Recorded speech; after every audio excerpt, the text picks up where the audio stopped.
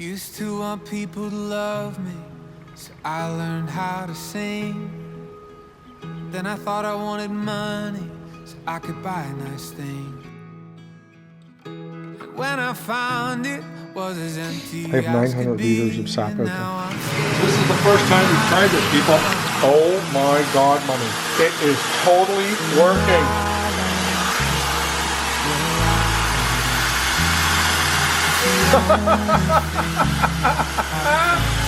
Oh my God. There are other places, there are a million pretty faces, but I want peace, it's where I am now.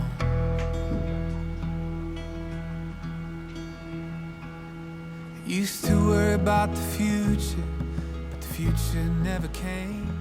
Hey guys, Frank from Family Life. I just wanted to go over the newest addition to the Sugar Shack. This is my new, I have a new evaporator slash boiler slash all that good stuff. So it's generating a lot more syrup than what I'm used to. Last year I boiled outside. The year before I boiled outside. I did it on a cinder block fire pit, and I put a pan over top, and it was fantastic, and it burned off about 20 liters per hour. And I would do probably 600 liters per weekend. So it was taking me a little bit of time, probably 20 to 24 hours to boil it off. So now I've gotten myself a new evaporator. This new evaporator is burning off between 35 and 40 liters an hour. But the problem is now, instead of doing 600 liters, I'm doing close to 1,000 liters. Some of my neighbors, fantastic people, have set me up with some really nice old 125-year-old trees, and man, are they producing. It's crazy. Anyways, so after the first boil, my lovely wife and I went through the filtration.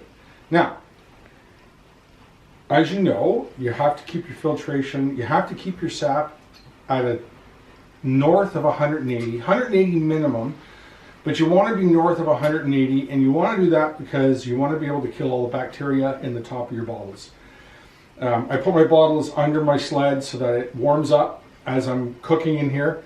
But you need to bottle your syrup at 180 or better. And if you don't, then you run the risk of picking up some mold. And that actually, I know that firsthand because I picked up mold last year in a few of my bottles and some of my batch. When it warms, when it cools off and you bottle it less than 180, then I ended up getting some mold. And also too, if you have a little bit too high a water content. So if you're not quite at 66 bricks and you're a little bit cooler when you bottle it, you're for sure going to get mold.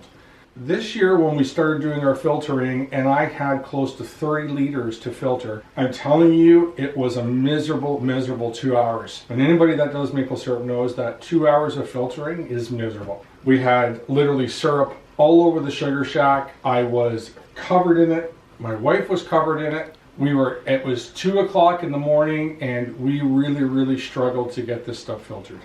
We got it done, and I ended up leaving about 3 liters, maybe a little bit more, in the bottler, and because I was done. I couldn't do anymore. I checked it as soon as I did my last 3 or 4 liters, I checked the first bottle I bottled, and it was cloudy. And I packed it. I was like, that's it. I can't do this anymore. I'm going to ruin this last 3.5 liters. And if anybody knows what it takes to boil off, you don't waste a liter. You don't waste a milliliter because it's valuable. And the amount of time that we put in to get this stuff into a bottle, you don't waste any. I was finding I was throwing out filters. Filters were full of syrup.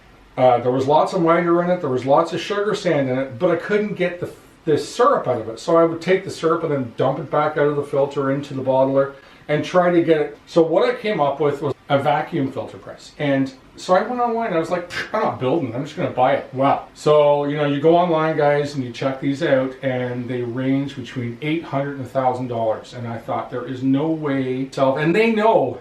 That's the reason why they're so expensive, because they know how miserable you are when you're dealing with it, and you just don't want to deal with it. So you're like, screw it, here's my credit card. I thought I would show you. So if you have any inkling to do maple syrup, hit me up, send me a DM. Don't forget to subscribe and like the channel too, because lots of good instructional videos like this. So anyways, this is my vacuum press. my vacuum filter press. So this is my old fryer. This is the pot off my old turkey fryer. I used this the first year. Actually, I have 3 of these. So I used this the first year on my triple propane burner, and that's the way it boiled down. And I would literally fill it to there because I didn't know. I was a rookie. I would literally fill it right to the top, and it would take 4.5 hours just to get a boil going. And I'm going to give you a step-by-step on how I did this. So I went to Home Depot and I got a union.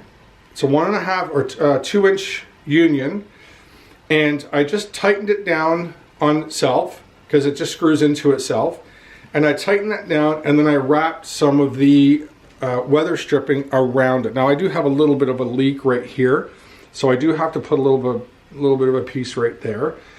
And then I took the weather stripping and I went all the way around the lid. Now originally I put it on the pot, but then I realized really quick that you can't pour it out of here after you've got this on there, because you don't want your nice fresh maple syrup running over this dirty weather stripping. So I put it on the lid so that I can remove it. Then I went and took my, do you guys know those little cone drill bits? And I had to punch each one of these with a hole punch because the bit kept rolling back and forth on the aluminum. It wouldn't go through. So you punch all these first with a little dent, and then you drill all these out. And you need lots of holes, guys, because the guy that did the video that I watched, the first time he only drilled about 20 or 25 holes and realized after his first run it was a pain. So he drilled a ton of holes. So I just decided, you know what, I'm not drilling 25, I'm going to drill 100. So I drilled lots of holes, and what happens is you take your lid after so you don't have anything in your pot's nice and clean. You've got everything out of your pot, and what you do is you put your lid on. So after you have your lid on, you've got your lid on, you're going to take your filters. Now you do need to have your heavy filters, so you know that. You've got your heavy catch filter. This is your big one that you put your pre-filter inside of, and unfortunately you need to cut it. Now you can buy these pre-made, but they're very expensive. This one here is $20 for one. If you want to buy that little circle one, and all they've done is take this and cut a hole in it, you're going to have to cut one of your filters. So cut the filter, because you can wash it after, and it sets right on top of the holes. Then you take your pre-filter and you do the same thing. Cut another one. I just cut it all along the edge, and then you got 2. You're going to get 2 out of this one, you're going to get 2 out of this one. So after you put down your filter here, you put your pre-filter on top of that. Now, of course, I've got these cut in a circle or just cut like that, whatever I want. They're going to go on top of the holes, okay? Now, once they're on the holes, you're going to take another pail that you bought at PV or TSC or whatever your home hardware store is, and you're going to cut the bottom out of the pail. I'm going to cut this up here because this is a little cumbersome, it's too big. So I'm going to cut it back to about there because it doesn't fill up more than 1 inch. So put that over top of your holes. So you've got your filter, your pre-filter, your holes in your lid, your bucket on top. So you've got your pot, your lid, your vacuum line, your filter, pre-filter, bucket, holes in the lid. Now, so what you're going to do is you're going to get your clamp system. You need to clamp your bucket, this bucket, down to your sides of your pot. So what I did was I just got a couple of wood clamps, but you can use, you need good pressure on it because the syrup will want to leak out here along the edge of this bucket here to this lid. So you gotta have that pulled down on top of your lid. So I just used a couple of wood clamps and clamped it here to my lids and then pulled it tight. And that gives you a good solid tightness. It also keeps the lid tight to the pot. See? Because with the weather stripping, now guys, the seal is the key. You need a good seal.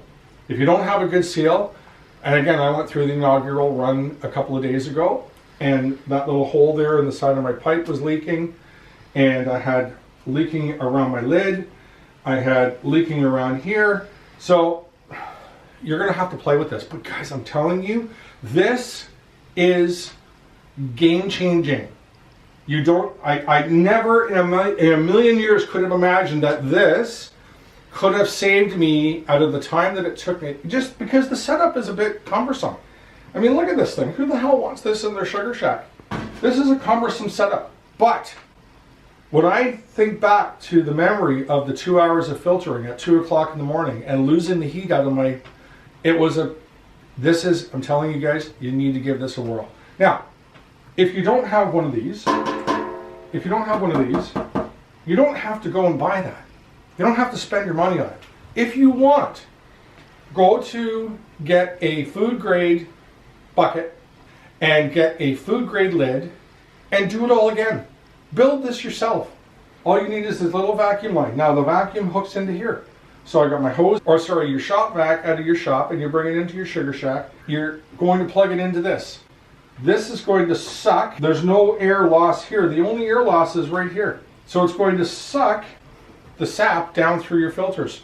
Now, diatomaceous earth can be put on top of this pre-filter if you want, because that's another great way to, and I saw that online, so you can put your wool filter, your pre-filter, and then diatomaceous earth on top of that.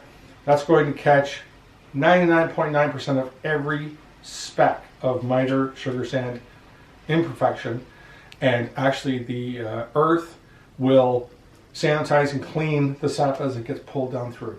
So I've seen guys do that. Actually, the CDL system has that in theirs as well. They want you to use that.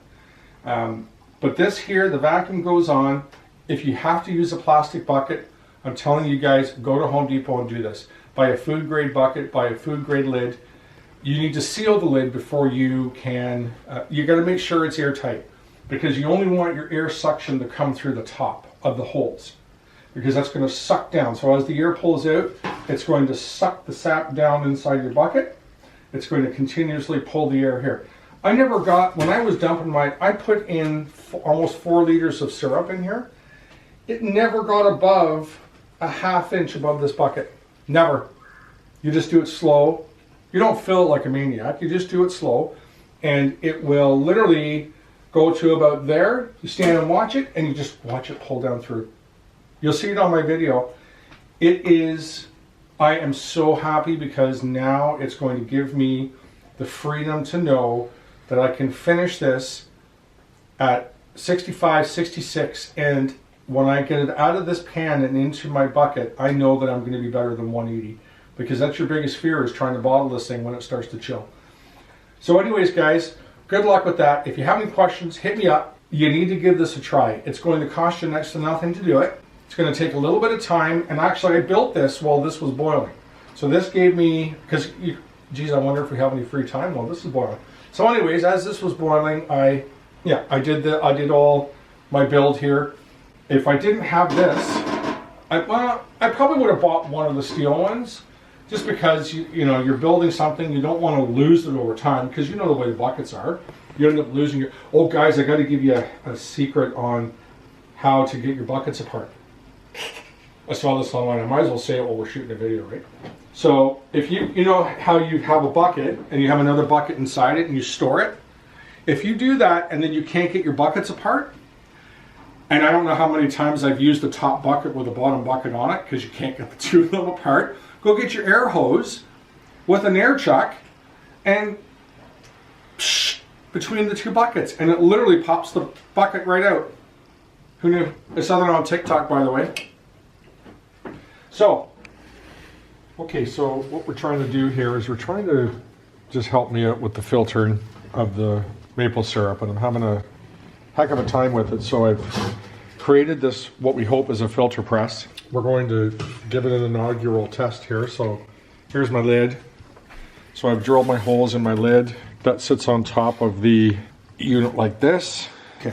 So what you do now is you take your filter, you put your woolly mammoth here, and then you take your pre-filter and you put it over it like this. Then you take your pail, and this is the pail that goes over top of the holes. I'm just going to make sure that we're over top of the holes here. So then once you do that, you take your clamps. I've got my clamps here, and you clamp these down. I'm on top of my holes, which is, I'll just double check.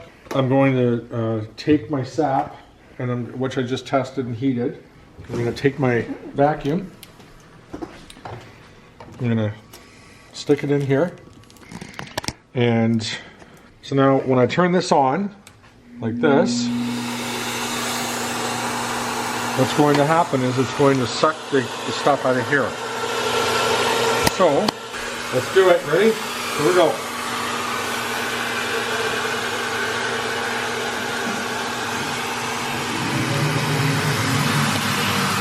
Oh my God, Mommy. It is totally working.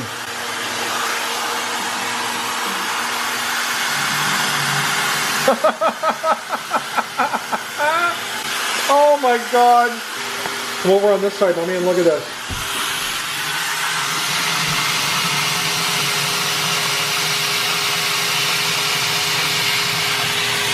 You have got to be, oh, I got to slow down a bit, it's getting too fast. Do you remember when we were doing it outside in the filter and it kept clogging the filter? Yes. This is literally sucking it through the filter. Did you tell everybody how long it took you to filter 22 gallons? 2 hours. And this is done in 5 seconds? This is literally sucking it right through the filter. I just literally took everything I had. I have $20 in this. And how much is the filter press? $850. Oh, well, there's a big difference there, too. There's a thing that you can... I know, but I have it taped off. Oh. Let me just see if I can... Oh, my God, Frank. I was going to say, that opens it up. It sucked it all out. So all that's left there is the sugar sand. Yep. Unbelievable. Okay, so we'll turn this off. So what, you just taped this elbow on here? I just taped it on there for now, yeah. I'm going to get it all fixed up. You just wanted to see if the technology would work. Yeah. Which I have a really, really strong feeling that this is exactly what I wanted. So I'm going to take this apart. I'm going to show you the filter here and why we have such a problem. Oh, see, I didn't have the filter open far enough. But look at this. This is literally the sugar sand that is stuck in our filter. So that's the pre-filter, so I'll wash that out. And this is the woolly mammoth. And all of the syrup gets sucked down through this hole.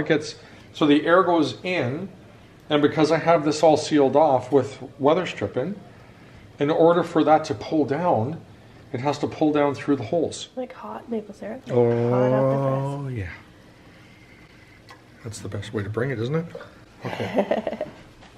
And that's already through the filter. All that's in there is foam. Are you serious? Mm-hmm.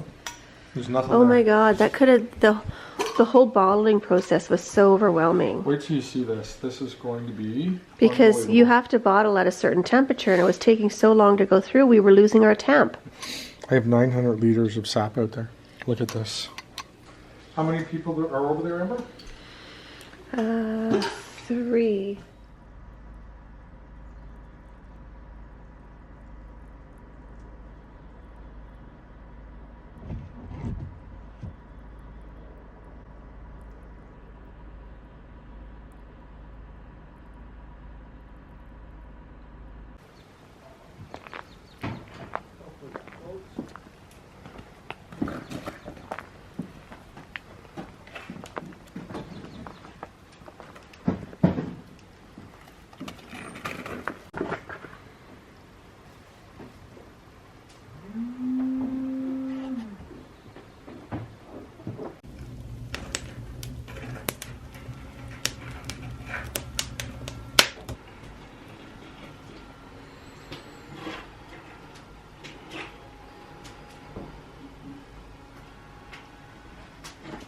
It must have got real cold last night, did it? -10. Yeah, it was cold. So will the sap even run today? No, not until it gets warm enough. It's way too cold.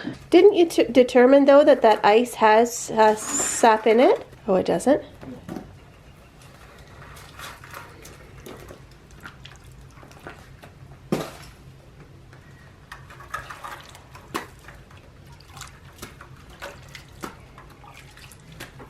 Oh, it's cold in my hands.